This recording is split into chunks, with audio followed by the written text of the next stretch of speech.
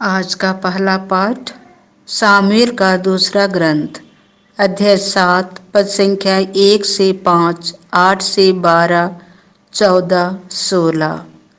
जब दाऊद अपने महल में रहने लगा और प्रभु ने उसे उसके चारों ओर के सब शत्रुओं से छुड़ा दिया, तो राजा ने नबी नतान से कहा, देखिए, मैं तो देवदार के महल में रहता हूँ, किंतु ईश्वर की मंजूसा तंबू में रखी रहती है।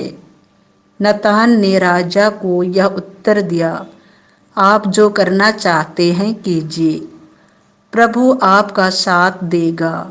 उसी रात प्रभु की वाणी नतान को यह कहते हुए सुनाई पड़ी, मेरे सेवक दाऊद के पास जाकर कहो, प्रभु यह कहता है, क्या तुम मेरे लिए मंदिर बनवाना चाहते हो? तुम भेड़ें चराया करते थे और मैंने तुम्हें चारागाह से बुलाकर अपनी प्रजा इस्राएल का शासक बनाया। मैं तुम्हें संसार के सबसे महान पुरुषों जैसी ख्याति प्रदान करूंगा। मैं अपनी प्रजा इस्राएल के लिए भूमि का प्रबंध करूंगा और उसे बसाऊंगा। वह वहाँ सुरक्षित रहेगी। कुकर्मी उस पर अत्याचार नहीं कर पाएंगे। मैं उसे उसके सब शत्रुओं से छुड़ाऊंगा। प्रभु तुम्हारा वंश सुरक्षित रखेगा। जब तुम्हारे दिन पूरे हो जाएंगे और तुम अपने पूर्वजों के साथ विश्राम करोगे, तो मैं तुम्हारे पुत्र को तुम्हारा उत्तराधिकारी बनाऊंगा और उसका राज्य बनाए रखूंगा। मैं उसका पिता होऊंगा और वह मेरा पुत्र होगा। इस तरह तुम्हारा वंश और तुम्हारा राज्य मेरे सामने बना रहेगा और उसका सिंहासन अनंत काल तक सुदृढ़ रहेगा।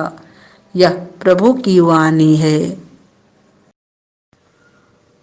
संत लुकस के अनुसार पवित्र सुसमाचार अध्याय 1 पद संख्या 67 से 79। उसका पिता पवित्र आत्मा से परिपूर्ण हो गया और उसने यह कहते हुए भविष्यवाणी की, धन्य है प्रभु इस्राएल का ईश्वर, उसने अपनी प्रजा की सुध ली है और उसका उद्धार किया है। उसने अपने दास दाऊद के वंश में हमारे लिए एक शक्तिशाली मुक्तिदाता उत्पन्न किया है। वह अपने पवित्र नबियों के मुख से प्राचीन काल से यह कहता आया है कि वह शत्रुओं और सब बैरियों के हाथ से हमें छुड़ाएगा और अपने पवित्र विधान को स्मरण कर हमारे पूर्वजों पर दया करेगा।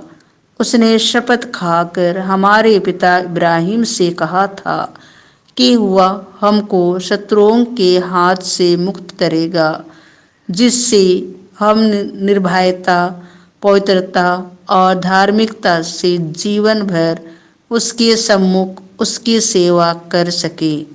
बालक, तू सर्वोच्च ईश्वर का नबी कहलाएगा, क्योंकि प्रभु का मार्ग तैयार करने और उसकी प्रजा को उस मुक्ति का ज्ञान कराने के लिए जो पापों की क्षमा द्वारा उसे मिलने वाली है, तो प्रभु का अग्रदूत बनेगा। हमारे ईश्वर की प्रेम पूर्ण दया से हमें स्वर्ग से प्रकाश प्राप्त हुआ है, जिससे वह अंधकार और मृत्यु की छाया में बैठने वालों को ज्योति प्रदान करे और हमारे चरणों को शांति पथ पर अग्रसर करे। यह प्रभु का सुसमाचार है।